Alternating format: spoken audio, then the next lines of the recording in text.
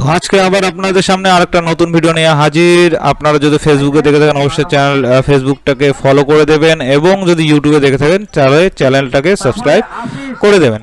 তো আজকে আন্ডার 14 অনূর্ধ্ব 14 বছরের নিচের খেলা চলছে, আর এখানে আছে আমাদের সামনে নিখিল কাকু, আমাদের সকলের প্রিয়। তিনি সমস্ত প্লেয়ারের ডকুমেন্ট ভেরিফাই করছেন। এটা ছিল ক্লাস 7 পর্যন্ত, আর এই সমস্ত খেলা অ্যাকচুয়ালি স্কুলের পরিচালনা করা দরকার, কিন্তু তারা কোনোভাবে প্রত্যক্ষভাবে কোনো রকম খেলার সঙ্গে আমাদের শিলবাড়িহাট হাই স্কুল জড়িত নয়, আমি এটা বলতে পারি। আর 99% ছাত্র হচ্ছে শিলবাড়িহাট হাই স্কুলের। তো মর্নিং সকার এটা পরিচালনা করছে, অসংখ্য ধন্যবাদ জানাই মর্নিং সকারের সকল মেম্বারদের। আর এছাড়া শ্যামলদা, প্রণবদা, যারা আলিপুরদুয়ার রেফারি অ্যাসোসিয়েশনের মেম্বার, তারা সবসময় চায় যে আমাদের লোকালে ভালো খেলা পরিচালনা করার জন্য, এবং তারা রেফারি প্রত্যক্ষভাবে, শুধু রেফারি নয়, প্রত্যক্ষভাবে মর্নিং সকারের মেম্বারও রয়েছেন। সমস্ত নিয়ম তাদেরকে ছোট ছোট বাচ্চাদের বুঝিয়ে দেয়, যাতে অদূর ভবিষ্যতে তারা এগিয়ে যেতে পারে।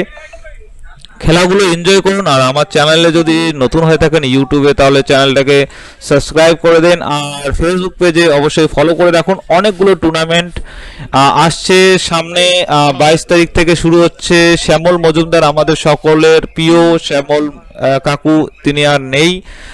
তার স্মৃতির উদ্দেশ্যে 22 তারিখ থেকে ফ্রেন্ডস ইউনিয়নের পরিচালনায় খেলা শুরু হচ্ছে। সেই টুর্নামেন্টের সমস্ত ভিডিও আপনারা পাবেন। ফিক্সার অলরেডি আমাদের পেজে দেওয়া রয়েছে, আপনারা সেখানে গিয়ে দেখতে পারেন যে কোন কোন দল এই খেলায় অংশগ্রহণ করছে।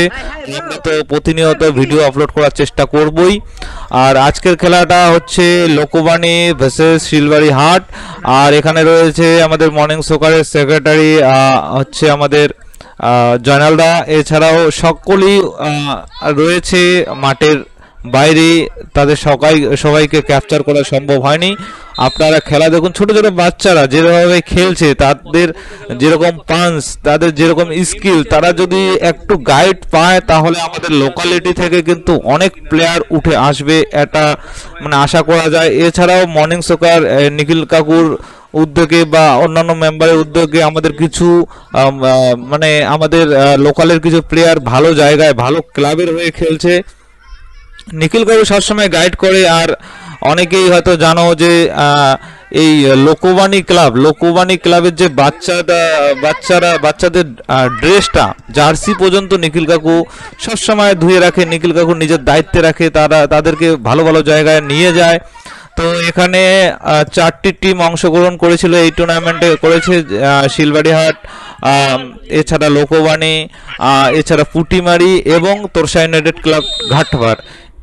এই 4টা দল অংশগ্রহণ করেছিল। চ্যাম্পিয়ন কিন্তু লোকবাণী ক্লাবই হয়েছিল। কিন্তু আজকের যে খেলা, সেই খেলার রেজাল্ট হয় হচ্ছে 3-0।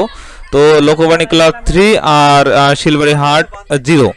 তো কিছু কিছু বাচ্চা রয়েছে যাদের অসাধারণ স্কিল রয়েছে, আর তারা অদূর ভবিষ্যতে অনেকটা এগিয়ে যাবে। আর লোকালে আমাদের ফুটবল মানেই ভালোবাসা, আর ফুটবল খেলাতেই আমাদের মানে দর্শক, বিশেষ করে শিলবাড়িহাট, আমাদের যে পূর্ব কাটালবাড়ি অঞ্চলের এই মাঠের মধ্যে সকলের ভালোবাসা একদম লুকিয়ে রয়েছে। তারা মানে খেলা হলেই এখানে ভিড়ে প্রচুর জমজমাট লেগে যায়। আপনারা দেখবেন 22 তারিখ থেকে যে খেলা হবে, সেই খেলার আমরা ভিডিও করব, দেখবেন কত দর্শক। আর আবারও বলছি, আমাদের শ্যামল মজুমদার, শ্যামল কাকু, তিনি এখন নেই।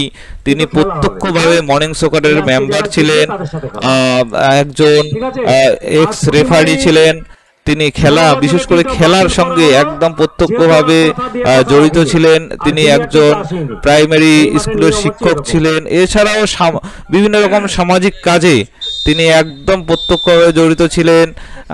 এছাড়া বিভিন্ন রকম সংস্থার মেম্বার ছিলেন শ্যামল কাকু। তার উদ্দেশ্যে কিন্তু 22 তারিখ থেকে শুরু হতে যাচ্ছে একটা বড় টুর্নামেন্ট। আর সেই টুর্নামেন্টের ভিডিও আমাদের চ্যানেলে অবশ্যই আসবে। ইউটিউবে দেখে থাকলে অবশ্যই চ্যানেলটাকে সাবস্ক্রাইব করে দেবেন, আর ফেসবুকে দেখে থাকলে অবশ্যই ফলো করে দেবেন।